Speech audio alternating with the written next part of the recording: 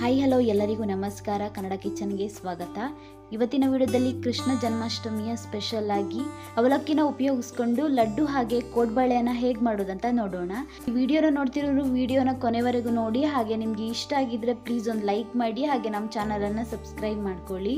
ಈ ಅವಲಕ್ಕಿ ಲಡ್ಡು ಹಾಗೆ ಕೋಡ್ಬಳೆಯನ್ನು ಮಾಡೋದಕ್ಕೆ ನಾನಿಲ್ಲಿ ಮೊದಲಿಗೆ ಒಂದು ಫ್ರೈ ಪ್ಯಾನ್ನ ಇಟ್ಕೊಂಡಿದ್ದೀನಿ. ಫ್ರೈ ಪ್ಯಾನ್ ಸ್ವಲ್ಪ ಬಿಸಿ ಆದ ನಂತರ ಇದಕ್ಕೆ ನಾನು ಇಲ್ಲಿ ಈ ಕಪ್ನಲ್ಲಿ 1 ಕಪ್ ಆಗುವಷ್ಟು ಅವಲಕ್ಕಿನ ಹಾಕ್ತಿದ್ದೀನಿ.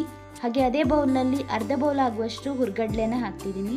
ಅಂದರೆ ಇದಕ್ಕೆ ಕಡಲೆಪಪ್ಪು ಅಂತಲೂ ಹೇಳ್ತಾರೆ, ಹಾಗೆ ಪುಟಾಣಿ ಅಂತಲೂ ಹೇಳ್ತಾರೆ.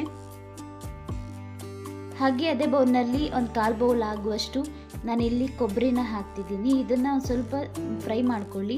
ತುಂಬ ಫ್ರೈ ಆಗೋದೇನು ಬೇಕಾಗಿಲ್ಲ, ಇದು ಸ್ವಲ್ಪ ಬಿಸಿ ಆದರೆ ಸಾಕು. ಆಗ ನಮಗೆ ಮಿಕ್ಸಿಯಲ್ಲಿ ಪೌಡರ್ ಮಾಡೋದಕ್ಕೆ ತುಂಬಾ ಈಸಿ ಆಗುತ್ತೆ. ಈಗ ಇದನ್ನ ಸ್ವಲ್ಪ ಹುರ್ಕೊಂಡಾಗಿದೆ, ಇಷ್ಟ ಆದರೆ ಸಾಕು.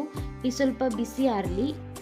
ಈ ಸ್ವಲ್ಪ ಬಿಸಿ ಆರಿದ ನಂತರ ಇದರಲ್ಲಿ ಅರ್ಧ ಭಾಗದಷ್ಟು ಹುರ್ಗಡ್ಲೆ ಹಾಗೆ ಅವಲಕ್ಕಿನ ನಾನು ಒಂದು ಮಿಕ್ಸಿ ಜಾರ್ಗೆ ಹಾಕಿ ಇದನ್ನು ನೈಸಾಗಿ ಪುಡಿ ಮಾಡ್ಕೊಳ್ತೀನಿ ನಾನು.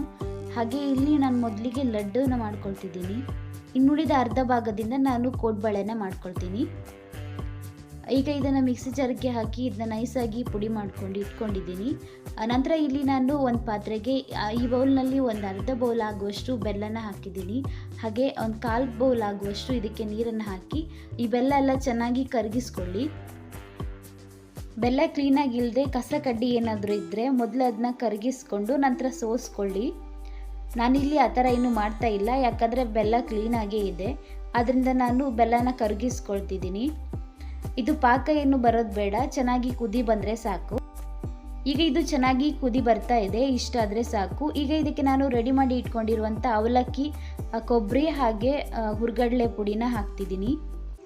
ಇದಕ್ಕೆ ಈಗ ಒಂದು 1/4 ಟೀ ಸ್ಪೂನ್ ಆಗುವಷ್ಟು ಏಲಕ್ಕಿ ಪುಡಿ, ಹಾಗೆ ಸ್ವಲ್ಪ ಇದಕ್ಕೆ ಗೋಡಂಬಿ ದ್ರಾಕ್ಷಿನ ಹಾಕಿ ಇದನ್ನ ಚೆನ್ನಾಗಿ ಮಿಕ್ಸ್ ಮಾಡ್ಕೊಳ್ಳಿ.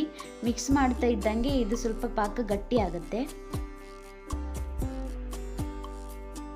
ಹಾಗೆ ಇದನ್ನ ಮೀಡಿಯಮ್ ಅಥವಾ ಲೋ ಫ್ಲೇಮಲ್ಲಿ ಇಟ್ಟು ಚೆನ್ನಾಗಿ ಮಿಕ್ಸ್ ಮಾಡ್ಕೊಳ್ತಾ ಇರಿ.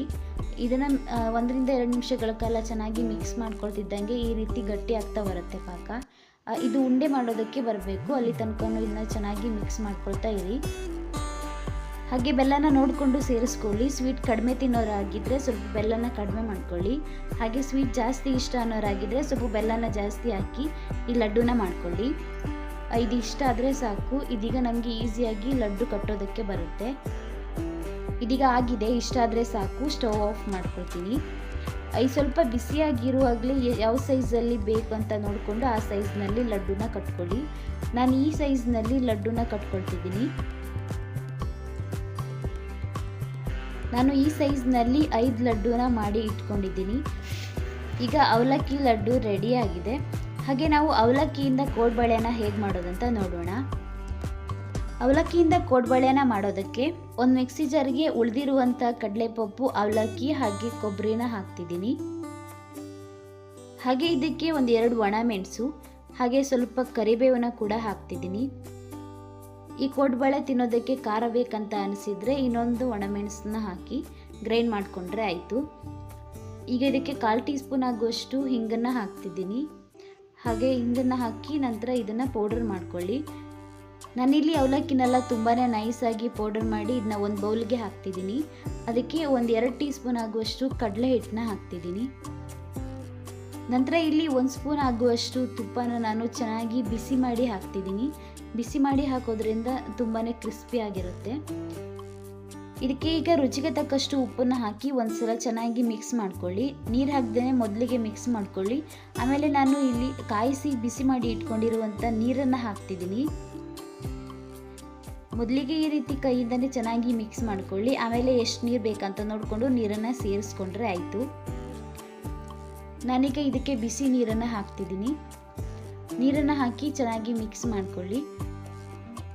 ಹಾಗೆ ಸ್ವಲ್ಪ ಸ್ವಲ್ಪ ನೀರನ್ನು ಹಾಕಿ ಇದನ್ನ ಮಿಕ್ಸ್ ಮಾಡ್ಕೊಳ್ಳಿ. ಒಂದೇ ಸಲ ನೀರನ್ನು ಹಾಕೋದಕ್ಕೆ ಹೋಗಬೇಡಿ. ನಾನು ಈ ಹದಕ್ಕೆ ಕೋಡ್ಬಳೆ ಹಿಟ್ಟನ್ನು ರೆಡಿ ಮಾಡ್ಕೊಂಡಿದ್ದೀನಿ. ಈ ಹದದಲ್ಲಿದ್ದರೆ ಸಾಕು, ಸ್ವಲ್ಪ ಗಟ್ಟಿಯಾಗಿ ಇರಲಿ ಹಿಟ್ಟು. ಹಾಗೆ ನಮಗೆ ಈಸಿಯಾಗಿ ಕೋಡ್ಬಳೆ ಮಾಡೋದಕ್ಕೆ ಬರಬೇಕು. ಕೈಯಿಂದನೇ ಈ ರೀತಿ ಕೋಡ್ಬಳೆ ಆಕಾರಕ್ಕೆ ಲಟ್ಟಿಸ್ಕೊಳ್ಳಿ. ನಂತರ ಇದನ್ನು ಒಂದು ತುದಿಯಿಂದ ಇನ್ನೊಂದು ತುದಿಗೆ ಜಾಯಿಂಟ್ ಮಾಡಿಕೊಂಡ್ರೆ ಆಯಿತು. ನಾನಿಲ್ಲಿ ಇನ್ನೊಂದು ಕೋಡ್ಬಳೆಯನ್ನು ಕೂಡ ಅದೇ ರೀತಿ ಮಾಡಿ ತೋರಿಸ್ತಿದ್ದೀನಿ. ಈ ಕೋಡ್ಬಳೆ ಮಾಡೋದು ತುಂಬಾ ಸುಲಭ, ಹಾಗೆ ತುಂಬಾ ರುಚಿಯಾಗಿ ಕೂಡ ಇರುತ್ತೆ. ಇದಕ್ಕೆ ನಾವು ಅಕ್ಕಿ ಹಿಟ್ಟು ಹಾಕೋದು ಬೇಡ, ಹಾಗೆ ಅವಲಕ್ಕಿನ ಹಾಕಿ ಈ ಕೋಡ್ಬಳೆನ ಮಾಡ್ಕೊಳ್ಬೋದು. ನಾನಿಲ್ಲಿ ಎಲ್ಲ ಕೋಡ್ಬಳೆನೂ ರೆಡಿ ಮಾಡಿ ಇಟ್ಕೊಂಡಿದ್ದೀನಿ. ಇದನ್ನು ನಾವು ಎಣ್ಣೆಯಲ್ಲಿ ಫ್ರೈ ಮಾಡಿಕೊಂಡ್ರೆ ಆಯಿತು. ಈಗ ಎಣ್ಣೆ ಕೂಡ ಚೆನ್ನಾಗಿ ಬಿಸಿ ಆಗಿದೆ. ಇದಕ್ಕೆ ನಾನು ಒಂದೊಂದೇ ಕೋಡ್ಬಳೆನ ಹಾಕಿ ಚೆನ್ನಾಗಿ ಇದನ್ನು ಫ್ರೈ ಮಾಡ್ಕೊಳ್ತೀನಿ. ಇದನ್ನ ಮೀಡಿಯಂ ಫ್ಲೇಮಲ್ಲಿ ಅಥವಾ ಲೋ ಫ್ಲೇಮಲ್ಲಿ ಇಟ್ಟು ಚೆನ್ನಾಗಿ ಫ್ರೈ ಮಾಡ್ಕೊಳ್ಳಿ. ಹೈ ಫ್ಲೇಮಲ್ಲಿ ಇಟ್ಟು ಬೇಯಿಸ್ಕೊಂಡ್ರೆ ಇದು ಒಳಗಡೆ ಏನು ಬೆಂದಿರಲ್ಲ, ಮೇಲ್ಗಡೆ ಮಾತ್ರ ಕಲರ್ ಮಾತ್ರ ಚೇಂಜ್ ಆಗಿರುತ್ತೆ ಅಷ್ಟೇ. ಹಾಗೆ ಈ ಕೋಡ್ಬಳೆ ಮತ್ತು ಅವಲಕ್ಕಿಯಿಂದ ಲಡ್ಡು ತುಂಬಾ ರುಚಿಯಾಗಿ ಕೂಡ ಇರುತ್ತೆ, ಮಾಡೋದು ಕೂಡ ತುಂಬಾ ಸುಲಭ. ಇದು ಬೇಗನೆ ಕೂಡ ಆಗಿಬಿಡುತ್ತೆ. ಇದೀಗ ಸ್ವಲ್ಪ ಕಲರ್ ಚೇಂಜ್ ಆಗಿದೆ. ಇದು ಗೋಲ್ಡನ್ ಬ್ರೌನ್ ಕಲರ್ಗೆ ಚೇಂಜ್ ಆಗಬೇಕು, ಅಲ್ಲಿ ತನಕ ಇದನ್ನ ಚೆನ್ನಾಗಿ ಫ್ರೈ ಮಾಡ್ಕೊಳ್ಳಿ. ಹಾಗೆ ಈ ಕೋಡ್ಬಳೆ ತುಂಬಾ ಕ್ರಿಸ್ಪಿಯಾಗಿ ಕಲರ್ ಕೂಡ ಚೇಂಜ್ ಆಗ್ತಾ ಇದೆ. ಇಷ್ಟ ಆದರೆ ಸಾಕು. ಈಗ ನಾನು ಇದನ್ನ ತೆಗೆದಿಟ್ಕೊಳ್ತೀನಿ. ನೀವು ಇದೇ ರೀತಿ ಕೃಷ್ಣ ಜನ್ಮಾಷ್ಟಮಿಗೆ ಅವಲಕ್ಕಿಯಿಂದ ಕೋಡ್ಬಳೆ ಹಾಗೆ ಲಡ್ಡೂನ ಮಾಡಿಕೊಳ್ಳಿ.